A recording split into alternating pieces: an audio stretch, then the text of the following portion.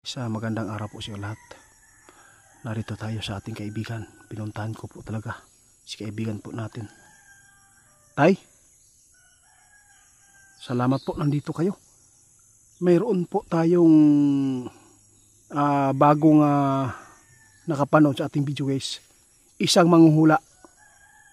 Ngayon, gusto po daw niyang itanong sa ating kaibigan na Dwinty kasi kahit manghuhula po siya guys, wala pa rin siyang tiwala sa kanyang kakayahan. Ngunit, nang mapanood po niya tayo, lahat po ng mga sinasabi ng ating kaibigan ay talaga, tumpak, sabi po niya. Kaya, mayroon po siyang masamang panaginip guys na dapat po daw niyang ipaabot sa social media. No, kaibigan? Mayroon po siyang panaginip ba? Marami pong mga tao na oo nga, marami daw tao na naghingi po ng tulong sa kanya. Ngunit, hindi po daw niya matulungan. Ilan lang po ang mga taong nahawakan po niya at nailigtas. O sa manipang, itabuan ni kaibigan, anong posibleng mangyayari dito sa mundo? Bakit ganito po ang kanyang panaginip? Grabe po ang kanyang nakitang tubig. Grabe. Nako. Guys, Sir Dante, no? Matay.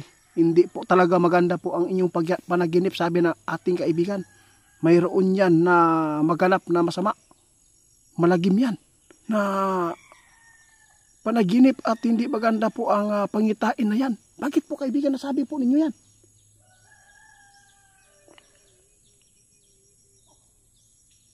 Nako.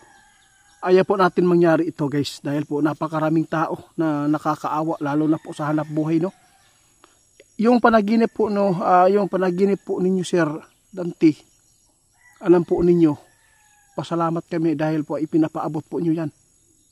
Dili daw na maayo, sabi ng ating kaibigan. Ano bang ibig sabihin niyan, kaibigan?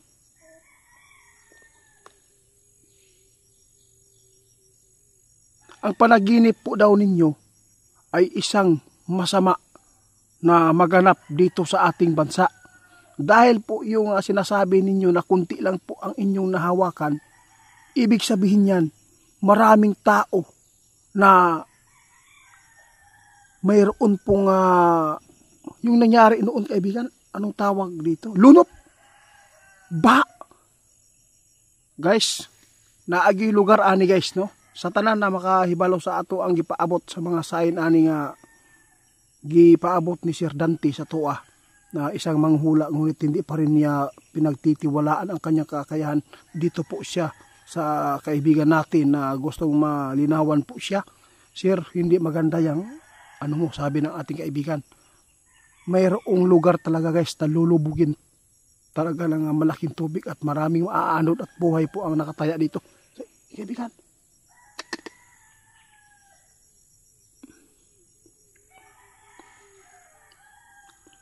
kini bitaw nagsinggit guys, yung mga tao na humihingi ng saklolo, masama talaga yan. May mga tao, hindi ko lang babagitin guys kung ano man po ang mga kalamidad na mangyayari. Basta kanina nasabi ko yung tubig, may lugar talaga na lulubugin ng tubig ha. Lalo na ngayon sa ato ang lugar, iba. Landslide, bagyo, kana paghandaan po ninyo ito hindi po natin alam na super typhoon ito ha. Kung hindi po mangyari yung sinasabi ni kaibigan kanina na ito ay tubig ang lulubog sa lugar na ito, posibleng ganyan po kaibigan. Pag yan po ang inyong panaginip guys, kailangan po ninyong manalangin agad. Walang pinaka makapangyarihan sa lahat kundi tumawag sa Diyos. Yan po ang totoo. Alam po niyo guys, yung mga panaginip ay mensahe ito ng mga anghel sa atin na tayo ay natutulog kung bakit ay mayroon pong ganito para maipaabot natin din, maisir kung ano man po ang ating mga karanasan sa pagtulog. Tulad nito, salamat po. Noong isang linggo, may nagpaabot sa atin.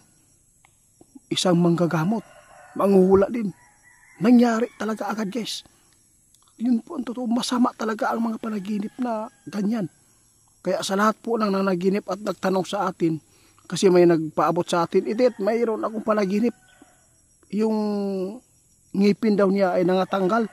Sabi ko sa kanya, masama talaga yan. Kasi may pamilya po ninyo yan na may mawawala dyan.